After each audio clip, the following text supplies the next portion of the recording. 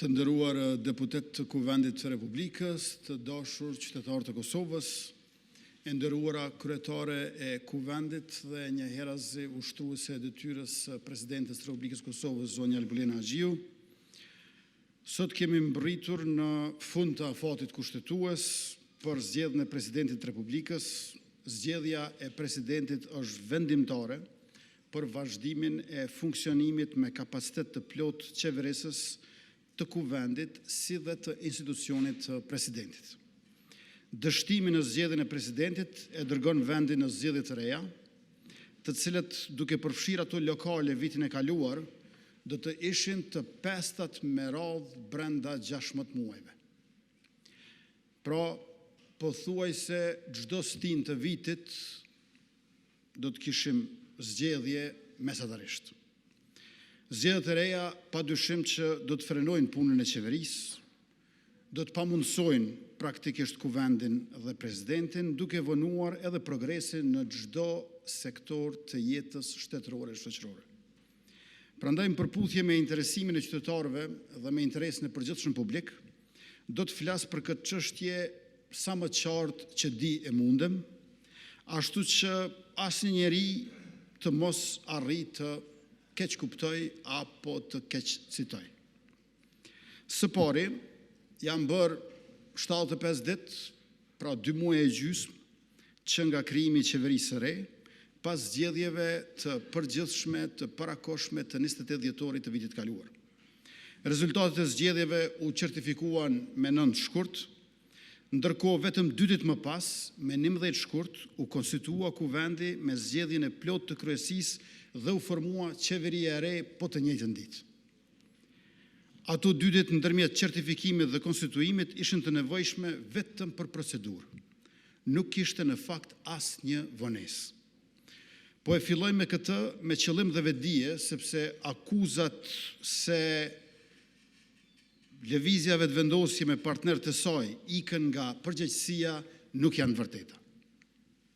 Nuk ka pasur as në mars të vitit 2021 dhe as në shkurt të këtij viti as një vonesë, as një ngurrim dhe as një shmangje në marrjen e përgjegjësive për të qeverisur. Sa pos certifikuar rezultati, është marrë përgjegjësia. Kjo është e matshme dhe e verifikueshme. E kundërta ndodhi, siç e dini, pas zgjedhjeve të 9 shkurtit në vitin që shkoi. Lëvizja vetëvendosje me koalicionin qeverisës asë kohë pësoj rënje në ato zgjedhje për disa vende. Kjo rënje u reflektua qysh në ditën e parë të punimeve të legjislaturës së 9, ku blokua certifikimi i listës së deputetëve, deputet të cilët tashmë ishin certifikuar nga Komisioni Qendror i Zgjedhjeve. Kjo blokad pastaj u zgjerua dhe vazhdoi me blokimin e zgjedhjes së kryetarit parlamentit gjatë gjithë pranverës e deri në fund të verës që shkoi. Blokada ishte njëkohësisht e panevojshme dhe e parësyeshme. E panevojshme sepse vetëvendosja i kishte ofruar Kuvendit kandidatën gruan më të votuar në zgjedhje, njëjtë siç ka bërë edhe këtë vit, ku ajo tani është jo vetëm kryetare e Kuvendit, por edhe ushtruese e detyrës së Presidentit. Pra, objektivi që opozita pretendon që ndjek, përfaqësimi i grave dhe i vullnetit qeveritar, vetëvendosja kishte ofruar duke nominuar Albulena Haxhiun për kryetare të Kuvendit. Duhet ta kujtojmë këtë epizod, sepse kryetaria e tashme e Kuvendit, Albulena Haxhiu, ishte propozuar për kryetare vitin që shkoi me 19 prill. 1 vjet e 8 ditë. Para 1 viti e 8 ditëve është propozuar Albulena Haxhiu për kryetare të Kuvendit. Nga ajo ditë deri me 9 shkurt të këtij viti, kur zonja Haxhiu zgjodh kryetare, kaluan plot 298 ditë ose 10 muaj. Pyetja është se kujt i shërbyen këto 10 muaj blokadë. Blokada ishte përveç se e panevojshme edhe e parësyeshme, sepse duke bllokuar Kuvendin, opozita bllokonte edhe vetveten dhe nuk lejonte rrjedhjen e afateve kushtetuese për formimin e qeverisë që ajo duhet ta mbajë llogaridhënëse. Qëllimi i blokadës vitit kaluar ishte për ta dëmtuar subjektin fitues, por ajo në fakt rezultoi në dëm të qytetarëve dhe të shtetit. E njëjta logjik po ndjeket edhe sot. Për të mbështetur këtë blokadë juridikisht, opozita e përdori dhe testoi deri në kufi gjykatën kushtetuese. Kosova pagoi çmimin e asaj blokade me 2 raunde zgjedhjesh parlamentare, brenda një viti me muaj të humbur pune parlamentare dhe me miliona euro të buxhetit shtetëror të shpenzuara për zgjedhjet panevojshme. Shpresoj sinqerisht që ky mësim i shtrenjtë nga viti i kaluar të shërbej si precedent i qartë për të ardhmen. Së dyti, është rëndësishme të kujtojmë se përse vendi shkoi në zgjedhje në fund vitit që shkoi. Vendi shkoi sërish në zgjedhje pas vetëm 10 muajsh kur u mbajtën zgjedhjet parlamentare, sepse nuk pat vullnet nga opozita për të bashkëpunuar, për të formuar koalicion me lëvizjen vetëvendosë. Le ta shqyrtojmë këtë pjesë me kujdes, sepse edhe këtu ka keq informim sistematik e manipulim me të vërtetën. Vitin e kaluar, nisma socialdemokrate, e cila e kishte kaluar pragun zgjedhor bashkë me AAK-n dhe kishte siguruar 3 deputet, u shkëput nga koalicioni i saj, duke sinjalizuar që është e gatshme për koalicion qeverisës me lëvizjen vetëvendosje. Lëvizja vetëvendosje kishte fituar 48 deputet dhe i bëm ofertë kryetarit të nismës socialdemokrate Fatmir Limaj në përputhje me rezultatin zgjedhor dhe me parimin e respektit të peshës politike. Kishte 3 deputet. Ofertën tonë e refuzoi. Pra, 48 deputet, lëvizja vetëvendosje, 3 deputet nisma socialdemokrate, por refuzoi që të bashkëpunojmë e të merremi vesh dhe vendit të japim qeveri. Pastaj, duke qenë se marrëveshja politike ishte domosdoshme për formimin e qeverisë, unë i bëra ftesë po ashtu 2 herë lidhjes demokratike të Kosovës. LDK-ja refuzoi në mënyrë konsistente. Ishin këto refuzime për marrëveshje politike që e quan vendin në zgjedhje të reja në dhjetor të vitit që shkoi. Rezultati i atyre zgjedhjeve ku qytetarët e dhanë gjykimin e tyre demokratik, tashmë dihet nga të gjithë. Por para se të kaloj të çështja e zgjedhjes presidentit sot, e konsideroj të nevojshme të flas me kujdes për konceptin e marrëveshjes politike dhe të kompromisit midis partive. Sepse këto fraza janë keq përdorur rregullisht nga partitë opozitare, saqë qytetarët tashmë padyshim e meritojnë një shpjegim të ndershëm dhe të qartë. Marrëveshja politike dhe kompromisi mes partive politike për koalicion qeverisës është gjëja më normale në një demokraci. Por kompromisi në një demokraci duhet të jetë demokratik. Pra kompromisi nuk është pazar që lidhet për të rahatuar figura politike. Kompromisi i vërtet, ai i cili u shërben qytetarëve, ndërtohet mbi 2 shtylla të panegociueshme. Së pari, mbi respektin për rezultatin e zgjedhjeve, pra respektin e vullnetit qytetarëve dhe peshës politike që ata i kanë dhënë secili subjekt, dhe së dyti, mbi përgjegjësinë institucionale dhe demokratike e cila rrjedh nga angazhimi publik dhe nga fakti që je përfaqësues i zgjedhur i popullit. Rezultati i zgjedhjeve nuk mjafton vetëm të pranohet. Rezultati i zgjedhjeve duhet të respektohet. Dhe respektimi i rezultatit nuk është në nënshtrim.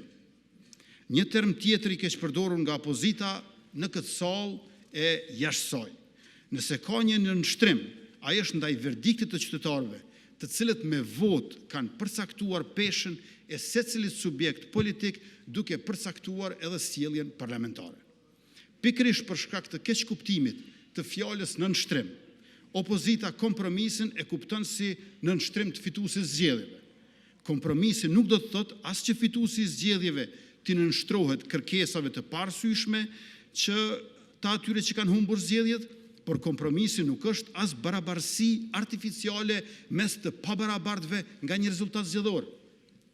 Kompromisi është marrëveshje që reflekton realitetin e mandatit zgjedhor duke u dhënë të tjerëve atë që u takon sipas peshës së tyre elektorale. Vitin e kaluar, nisma socialdemokrate me 3 deputet sillej sikur të kishte 48. Ndërkohë që Lidhja Demokratike e Kosovës përbuzi çdo ofertë që ja bën. duke refuzuar edhe takimet. Për ta bërë të qartë këtë parim me shembullin më konkret, duhet kthehem në vitin 2019 dhe të zgjedhjet e 6 tetorit atë vit. Pas zgjedhjeve, vetëvendosja kishte vetëm 1% e përsi ndaj LDK-s. Rezultati ishte i ngushtë dhe situata e ndërlikuar. Megjithatë, lëvizja vetëvendosje veproi menjëherë sipas peshës që qytetarët na patën dhënë, ku e ftuam LDK-n në koalicion dhe u ulëm për të lidhur marrëveshje politike me takime të dendura e negociata të vazhdueshme. Pozitat në kabinetit qeverisës i ndom në përputhje me rezultatin zgjedhor. Nuk kishte vonesa dhe kishte respekt për mandatin e marrë prej qytetarëve. Ata që sot thonë se lëvizja vetëvendosje nuk do marrëveshje politike dhe nuk mund të qeverisë në koalicion, nuk e thojnë vërtetën. Vetëvendosja që nga zgjedhjet e vitit 2021 çdo herë ka hyrë në zgjedhje para se gjithash me koalicion parazgjedhor.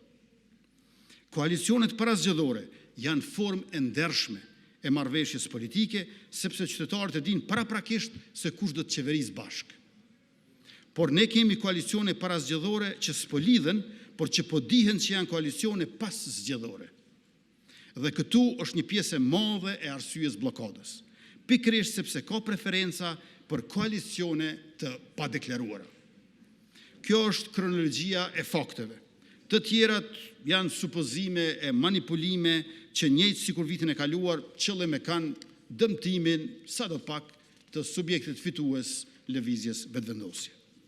Të nderuar deputet, të dashur qytetar, sot para nesh nuk e kemi as konstituimin e kuvendit dhe as zgjedhjen e qeverisë.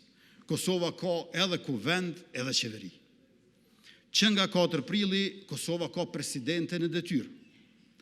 Çfarë kërkohet prej nesh sot është zgjedhja e presidentit të Republikës. Zgjedhja e presidentit të Republikës është detyrim kushtetues i këtij kuvendi, jo i një partie, jo i një koalicioni, i këtij kuvendi në tërësinë e tij. Kuvendi i Republikës Kosovës i ka 120 deputet. Nga këta, 20 janë vendet të rezervuara për komunitetit jo shumicë, ndërkohë që komuniteti shumicë ka garuar për 100 vende. Në ato 100 vende, lëvizja vetëvendosje bashkë me partinë Guzo dhe me partinë Alternativa ka fituar 57 vende ose 57%. Duke llogaritur edhe vende të rezervuara, koalicioni ka fituar 51.1%. Kjo është fitoria më e madhe. Ky është rezultati më i lartë ndonjëherë në historinë parlamentare të Republikës Kosovës. Kjo fitore u përkthye në koalicion qeverisës të votuar nga 66 deputet. Kushtetuta për zgjedhjen e presidentit kërkon që presidenti i Republikës të ketë mbështetje të gjerë. Rrjedhimisht zgjedhja e tij është përgjegjësi e gjithë kuvendit, jo vetëm e mazhorancës, jo vetëm e qeverisë. Megjithë këto, fakti që presidenti zgjedhet nga deputetët dhe jo drejt për drejt nga qytetarët e bën zgjedhjen e tij realisht të varur nga pesha politike e subjekteve parlamentare. Lëvizja vetëvendosje ka peshën më të madhe dhe natyrshëm me peshën e madhe vjen edhe përgjegjësia e lartë. Por përgjegjësia nuk mund të ndahet nga pesha. Ato janë të pandashme. Është e rëndësishme ta kuptojmë këtë parim me saktësi. Pra, përgjegjësi sipas peshës. Kur një subjekt e ka peshën e plot për të kryer një detyrë kushtetuese, atëherë me të drejtë i kërkohet llogaridhënia e plot nëse ajo detyrë nuk kryhet. E tillë është qeveria e Republikës e votuar nga 66 deputet. Por nëse subjekti nuk ka peshën e plot, atëherë llogaria ndahet me të tjerët proporcionalisht. Shembulli i konstituimit të kuvendit dhe formimit të qeverisë e ilustron këtë parim me qartësi.